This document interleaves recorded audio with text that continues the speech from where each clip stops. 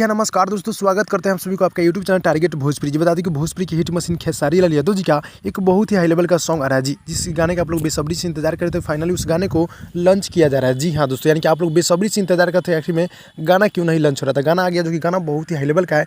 गाने के बोले दरदिया जी, दरदिया गाना जो कि पूरी तरह से बवाल मचा देने वाला जो कि वीडियो सॉन्ग है।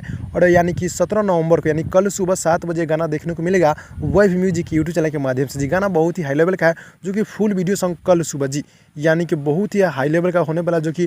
और यहाँ फिट में तनुश्री जी है, बहुत ही गजब का ये वीडियो होने वाला है, जो कि गाने के बोले दरदिया जो कि एल्बम सॉन्ग है, बहुत ही मजेदार का है, जो कि हमारे Bhojpuri hit machine Khesari Lal Yadav ji song का है। और गीत को लिखे बड़े भैया सोनू संगम आरा से लिखे हैं। जी हाँ दोस्तों, और म्यूजिक है आर्य शर्मा जी के। आर्य शर्मा जी के म्यूजिक काफ़ी बवाल का होता है। जी हाँ दोस्तों, तो कल ये गाना सुबह 7 बजे वैव म्यूजिक से छूटेगा। गाना बहुत ही बवाल है, बहुत ही हाई लेवल का है। आप लोग इस गाने को सुनिए और प्यार दुलार दीजिए। आप लोग सुनिए और इस गाने को प्यार दुलार दीजिए।